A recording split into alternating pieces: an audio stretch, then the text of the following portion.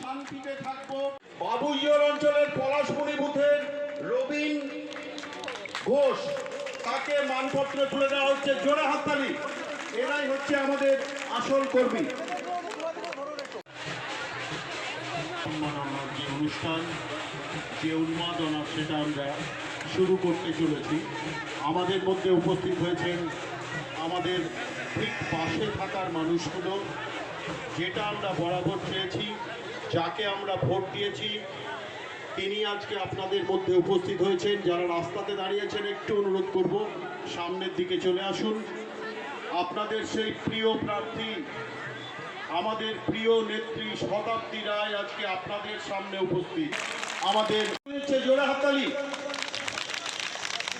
আমরা উপস্থিত হয়েছি যে প্রতিটি বুথ কর্মী যেভাবে পরিশ্রম করেছেন, খেটেছেন, মমতা বন্দ্যোপাধ্যায়, অভিষেক বন্দ্যোপাধ্যায় যেভাবে দলকে এগিয়ে নিয়ে যাওয়ার জন্য এক একটা লোকসভা কেন্দ্রে দুটো করে সভা, এটা ভাবা যায় না। অভিষেক বন্দ্যোপাধ্যায় করেছে, মমতা বন্দ্যোপাধ্যায় করেছে। শতাব্দীর পরিশ্রম তো মানে গুণে শেষ করা যাবে না, কারণ সকাল থেকে রাত্রি পর্যন্ত সে প্রতিটা মানুষের সঙ্গে মিশেছে, প্রতিটা মানুষের অভাব অভিযোগ শুনেছেন, বিভিন্ন সময় বিভিন্ন কথা বলেছেন এবং রাজনৈতিক যে ভাবনা, সেই ভাবনার পরিচয় দিয়েছি। আমরা তাই আজকে যে বুথ কর্মীরা, যে কর্মীরা পরিশ্রম করেছেন, তাদের প্রত্যেককে আন্তরিক অভিনন্দন জানাচ্ছি, আন্তরিক কৃতজ্ঞতা জানিয়ে একবার অনেক সমস্যা এসেছিল, সব সমস্যাকে কাটিয়ে দলের আশীর্বাদে আবার দায়িত্ব পেয়েছিলাম এবং আপনাদের সঙ্গে মেশার সুযোগ পেয়েছিলাম। তো আজ থেকে আমাদের দায়িত্ব এবং কর্তব্য অনেক বেড়ে গেল। আমরা 5টা অঞ্চলে ভালোভাবে জয়লাভ করেছি, একটা অঞ্চলে আমরা 89 ভোটে হেরেছি, আর 4টে অঞ্চলে আমরা অনেক ভোট মেকআপ করে 2016-তে ছিলাম আমরা, 19-এ ছিলাম আমরা 16,000 ভোটে পিছিয়ে, 2021-এ বিধানসভা ভোটে আমরা প্রায় 6,000-এর ভোট পিছিয়েছিলাম।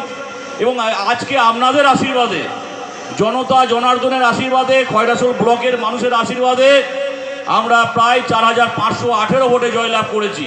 6,000 ভোট মেকআপ করে 4,518 ভোট। আমরা মাটি কামড়ে পড়েছিলাম। তো যেটা বলছিলাম, দায়িত্ব কর্তব্য অনেক বেড়ে গেল। আমরা ইচ্ছা করলেই বিরাট মাইক বক্স, সাউন্ড বক্স, এই ডিজে বক্স লাগিয়ে নাচতে নাচতে যেতে পারতাম, আমরা বন্ধ করে দিয়েছি। আমরা সবাই শান্ত শৃঙ্খলা সহকারে একটা জায়গায় একটা বার্তা দিতে এসেছি যে আমাদের দায়িত্ব এবং কর্তব্যবোধ জেতার পরে অনেক বেড়ে গেছে এবং আমাদের সেই আচরণ করতে হবে। 21 সালে যখন প্রথম এসেছিলাম, তখনই আমি বলেছিলাম যে আমাদের খয়রাসোলের ব্লকের বুকে শান্তি প্রতিষ্ঠা করতে হবে। কোনো মতেই আমাদের মানুষ যাতে অশান্তিতে না ভোগে, সেই দিকে আমাদের নজর দিতে হবে। একটা আক্ষেপ থেকেই গেল, আমরা কেন্দ্রগড়িয়াতে অনেক ভোট এগিয়ে গেছিলাম, একটু পিছিয়ে গেছি। পাঁচলাতেও অনেক ভোট মেকআপ করেছি, আমরা রূপসপুরে জিতেছি, আমরা লোকপুরে জিতেছি, নাগরাকোন্দায় জিতেছি, বড়াতে জিতেছি, বাবুইজোরে জিতেছি। আমরা পার্শ্বনীতে কম ভোটে 89 ভোটে হেরেছি, আর আমরা হজরতপুরেও খুব কম ভোটে হেরেছি। নতুন করে হচ্ছে এবং এটাও কিন্তু তৃণমূলের নতুন ভাবনার পরিচয় হচ্ছে, যেগুলো আগে হয়নি এখন হবে। এরকমই যেগুলো আগে হয়নি এরকম এখন হবে। এর মধ্যে একটা হচ্ছে, যারা যারা দলে থেকে বেইমানি করেছে তাদেরকে তাড়ানো হতো না, এবার তাড়ানো হবে।